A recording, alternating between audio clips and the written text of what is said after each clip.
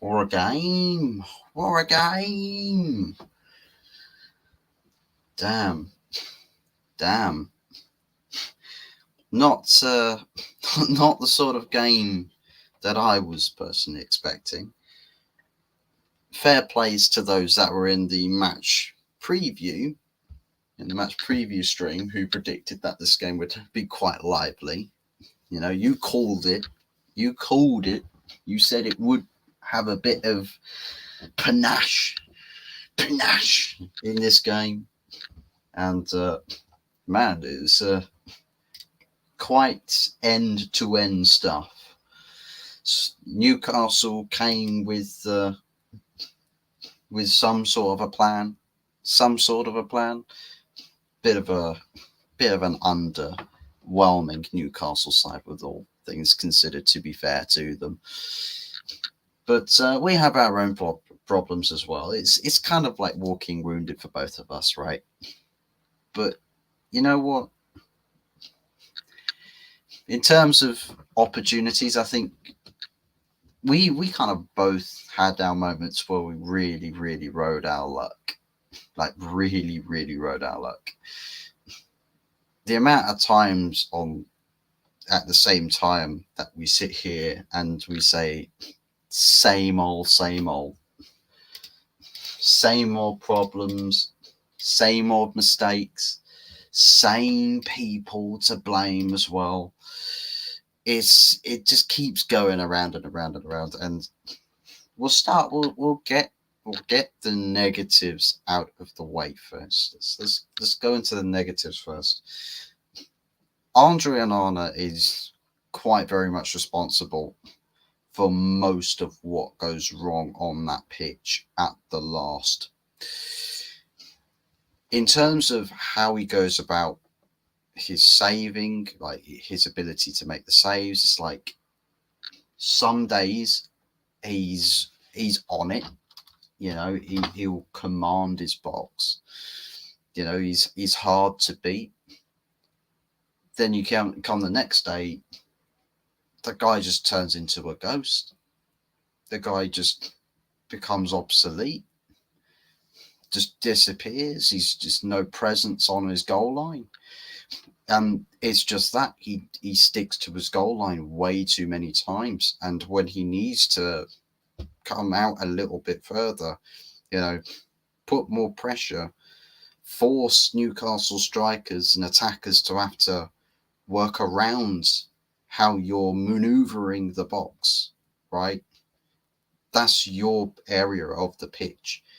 You cannot let a striker or anybody else in the opposition team own that box. That has to be you. That has got to be you. Andre Onana, the guy he's costing us way too much. Way too much. I am not against selling him this summer. I'm not. The guy mentally, he's not ready for this club. He's not mentally ready for this club. And the thing is that it's the simple things that he's not getting right either. You know, distribution, the amount of times he had wayward passes, the amount of times one or two good passes. It's like waiting for Bruno to, constantly doing Hollywood passes, trying to take out 90% of the pitch and pinning it on that success rate. But Onana's not trying to hit precision. He's just trying to get the ball into the right area of the pitch for his outfield teammate to pick up the ball, to bring it down, hold up the play. And technically speaking, if, you haven't got the defence, he has to go long. But if the opportunity is open for the short pass, then go for the short pass.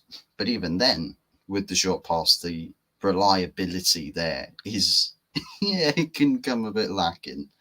It can lack a little bit in that department as well. Trip Vic, how we doing?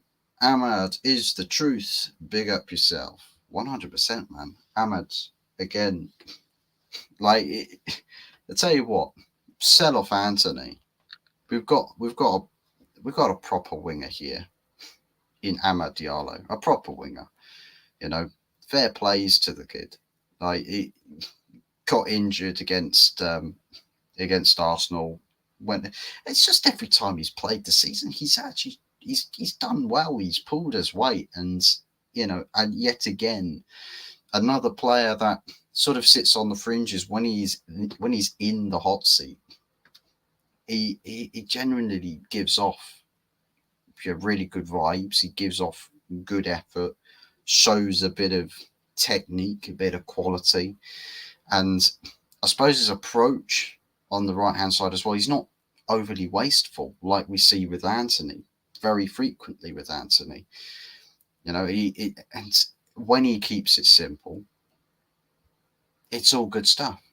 We don't lose the ball cheaply. We don't turn over possession too quickly.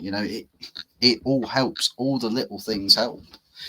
And Ahmed playing simplicity, sometimes simplicity is the best.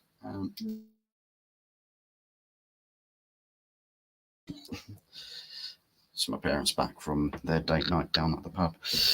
But yeah, so Ahmed's good stuff.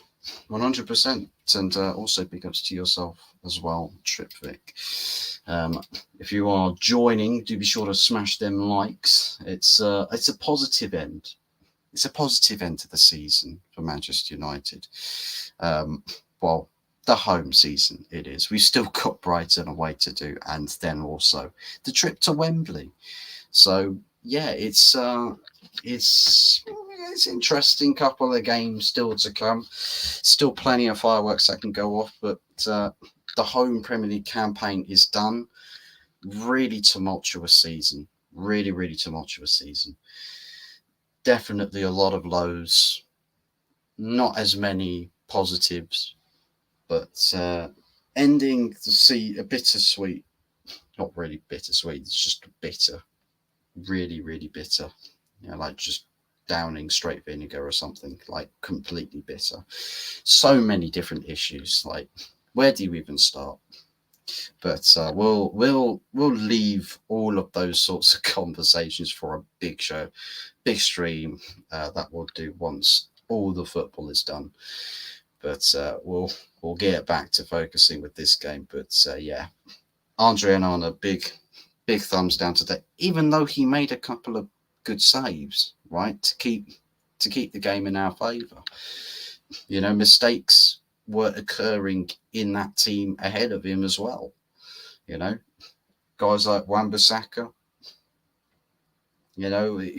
could have given cheap goal away where it was stupidness to turn it into essentially a 4 versus 1. And Amrabat, somebody who's meant to be leaving us in the summer off of the back of his loan deal, seems to be putting in more of a shift in that area of the park than pretty much anybody else. And he's one of the guys that's leaving us. So, where do people stand on that?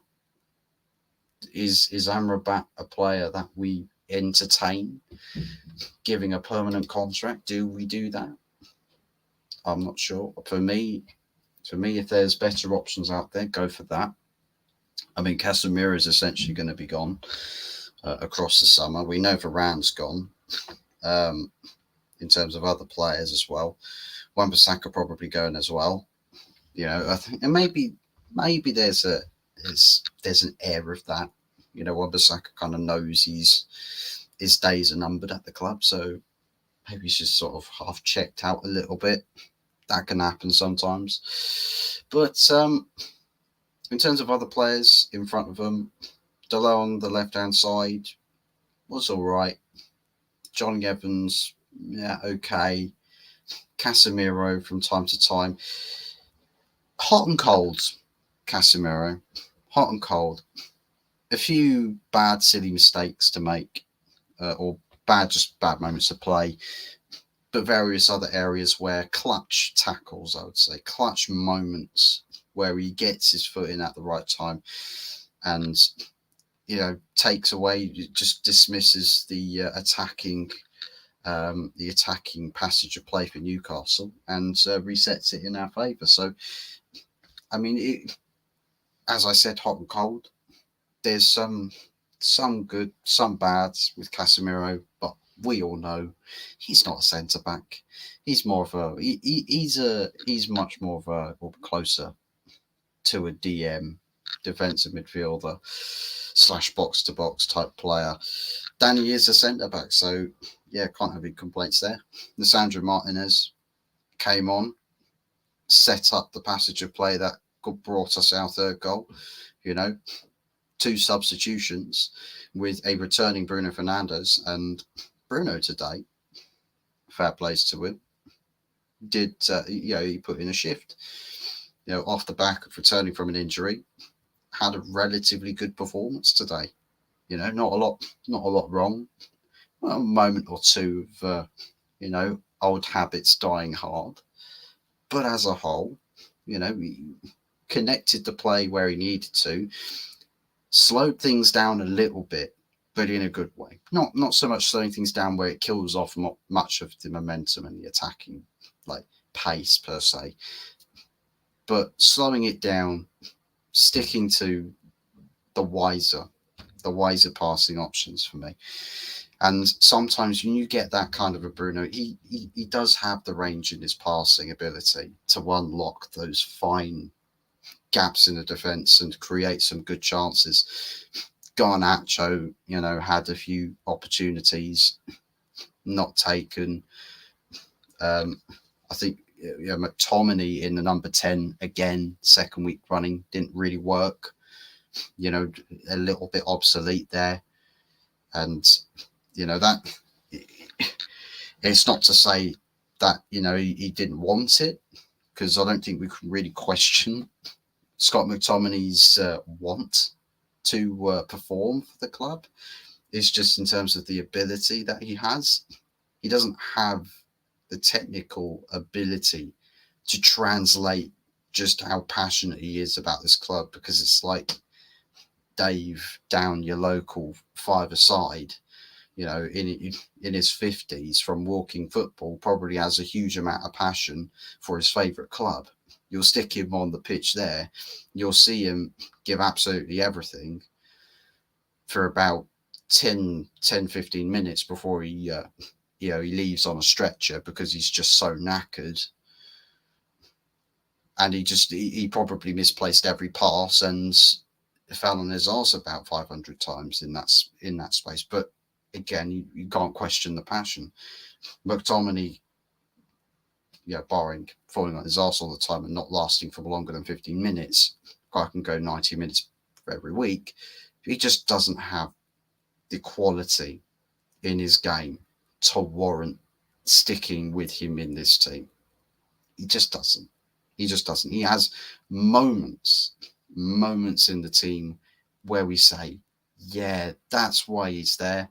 But then he does something else, goes into the next game, and we all immediately forget. Why is Scott McTominay on that pitch? Because he doesn't offer, even if he does find a strong suit position, does he have consistency? Not really. He hasn't offered consistency anywhere near enough in a Manchester United shirt in all positions. So finding one, his strongest position on the football pitch would be one thing. Getting him to put in 6, 7 out of 10s every single week, it's a hard bargain. It's a tough ask, really, really tough ask. But yeah, Amad Diallo, already covered him. Solid performance. Finding his footing as well, and I suppose it begs the question, right? I know that we've got question marks about his fitness or his injury concerns, but let's say put injury concerns to one side here. Is Amad Diallo necessarily the starting quality player for Manchester United? Because, again, easy to fall into a trap when your team's filled with players who've got some quality about them but just don't pull their weight. we very easily fall into this trap. Really, really easily. Go from saying, "Oh, this player in the first team quality, he can do so much more than what he does, but he's playing like crap." Bring somebody else on, and you see him do some really good, really, really good stuff. Great performances, giving everything for the team, big contributive factors in the game that push us towards victory. And then we sit and reflect and say, wow, this guy should be starting for us every single week. Should he though? Should he though? Is there? I think there is generally better that we can bring in, especially for the right hand side. I think Amad Diallo has more than proven that he can have a place in Manchester United, just more so of like probably as a bench or depth, quality and depth type option. In terms of other players that we'd have to go for an attack, I don't trust Anthony. I don't trust him at all. Rashford, I still think his head's gone from Manchester. It's time for him to go for me. I think Garnacho, moments of inconsistency, but has definitely got some life in this team. Kobbie Mainoo, again, working really well with the Amrabat partnership there. Relatively good balance to complement each other. They do relatively well to get around the park and cover as many bases of defence as possible. Gave the ball away a couple times here and there, though. I mean, Amrabat as well, mostly positive again, similar to the Arsenal performance, really. Mostly positives, but at times gives the ball away a little bit too cheaply and puts us into trouble. Kobbie Mainoo, I think, again, very, very tough position on the pitch to play. Very hard, really, really tough. So it's just a really tough environment. But for somebody that's so inexperienced to play as though he's got all the experience in the world, it's just the on-ball composure that this kid shows is just second to none. Genuinely second to none. It's honestly ridiculous. Like, surround him with a team of world-class players. I genuinely don't think he looks out of place. I don't think he would look completely out of place. Because just the composure is that, of course, you might sort of find out by difference in quality and standard. But in terms of where he's setting himself down, is in a really comfortable place, and he looks really, really comfortable. So, really, really happy with how Kobbie Mainoo's come along and developed. I wanted him to get plenty of opportunities in this team, and also not to forget, very neat and tidy finish from Kobbie Mainoo as well. Set up well by Bruno Fernandes as well. 2 assists today for Bruno. 2 assists today. Lovely finish from Amad Diallo. Neat, tidy finish from Kobbie Mainoo. And Rasmus Højlund, immediate impact from the bench. Martinez plays the pass into Bruno. Bruno spots the run for Rasmus Højlund, and again, neat finish. It's all good stuff. All really, really good stuff, and there's definitely some good takeaways from that performance. Now, from that performance, that's kind of been the case where we've spoken about this team positively. When we get to the next game, the game after that, the game after that, the game after that, we've had it all inconsistent all season. Inconsistencies galore.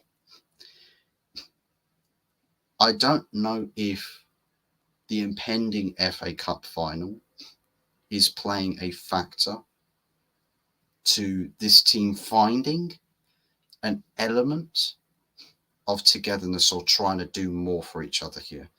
Because there is, a season the season-defining game. Not this coming weekend, but the weekend after. Season-defining. The difference between this season being an abject failure with no trophies, with no success, and on the other side of the coin, an FA Cup, a prestigious trophy that we pick up in a what has been pretty shockingly bad season, and we take home a bit of glory at the end of it. I'll glory hunters FC for days. So, I'll take it. I'll absolutely take it. FA Cup glory. I know everybody will be super pissed off with that. 100%. Man United rivals. These jamming motherfuckers. Look at them, sat in 8th place. 8th place. No Europe. Winning an FA Cup. Getting the backdoor entrance into the Europa League. I'd love it. I would. You get to see my armpits. I get to get a new green screen background. I've already got the Carabao Cup one. I want to be able to add an FA Cup one, and then I can start putting that on stream backgrounds for next season. Celebrate the glory that we've attained, and that'd be great stuff. But anyways, Brighton up next. Brighton away, who themselves have played tonight at the Amex against Chelsea. Classic Reece James performance, I must say. Classic Reece James performance. If he's not getting himself injured, he's definitely getting himself sent off. Reece James, people. Reece James. Oh, dearie me. And he came on as a sub as well. So, God only knows what's going on with Reece James. Was hailed as, conversation's best England right back. It was him, Kyle Walker, Trent Alexander-Arnold, even Wan-Bissaka was conversations at the time. So, it definitely hasn't chalked up to be that way in recent times, that's for sure. But Chelsea still got the job done. They've still got a win. So they still hold on to 6th. They're still sat 6th place, quite comfy. We are 8th, only, tied on points with Newcastle. Of course, goal difference playing a very, very sizable part in us not being in European position right now. But that could change. If Newcastle, based off of their last game of the season, who is it? Do they play? Let's have a look. Brentford away.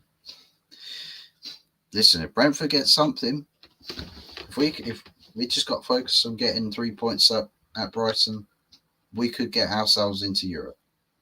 We could. We genuinely could. But of course, we'd need Newcastle to drop points. But if we can't claim Europe through the league, we cannot get Europe through the league, then for me, get that FA Cup final. Get that FA Cup final. Get it in there. Stick it in the trophy cabinet. We get to take the piss out of Arsenal fans. Another trophy this season for your gleaming project. Guess what? 8th place finish. No European qualifications. Except for an FA Cup final. 1 against City, and then a trophy in the cabinet, plus then Europa League football. It's sweet. Super sweet. Warren, you are a real OG on Counterblocks legend, pal. Bills to you, man. It has been donkey's years since I've ever touched that game. Man, that is... If anybody's confused about what Counterblocks is, it's like, people know Counter-Strike. It's basically the Lego edition or the Roblox edition of that game. It was fantastic. Like it was so bad. It was unbelievably bad. It was great to put it simply. But yeah, big ups to Warren as well. Not the only person, by the way, that's come in recently. I've had Keat as well. I've had various people. Super League Soccer Coat. Big ups Rajko. Jesus, everybody's coming in here. Everybody's coming in here from the blocks. Mandem from the blocks. Is my stream being shared somewhere or something?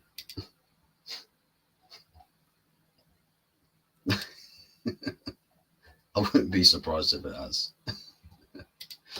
There's Rio as well. Hey, the boys. The boys are in it. I wouldn't necessarily say goat, but closer to a Billy goat than anything. But anyways, guys, leave me your thoughts and feelings about the game in the comments section below. Do be sure to spread the love and support to everybody in the chat and everywhere else around in our communities as well. Don't forget to also like and subscribe. We're on the road to 200. On the road to 200 subs. If we can get that across the summer, then that would be fan-bloody-tastic. Aside from that, that's me done for tonight. Tonight, good thumbs up. Bit scary hours, but you still get my approval.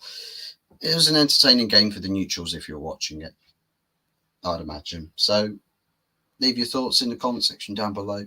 Big ups to everybody. Thank you very much for watching. And yes, unfortunately, again, sorry about there not being the good, the bad, and the ugly show, episode 17 to what, 18, episode 18. There wasn't that episode tonight, just due to one of the panelists not being available, was busy at work, had to stay behind. Working in an airport has its downsides, you know, especially when your technology fails at an airport, you're kind of in the shit. However, it should be going ahead tomorrow night at 8:30 p.m. normal start time. So do be sure to check back in tomorrow night at 8:30 p.m. We'll be bringing that show to you. So do be sure to check back in tomorrow for that. Thank you very much for watching, everybody. Enjoy the rest of your Wednesday nights, and we'll see you again tomorrow. Take care, goodbye, and we'll see you on the next one. Ciao for now.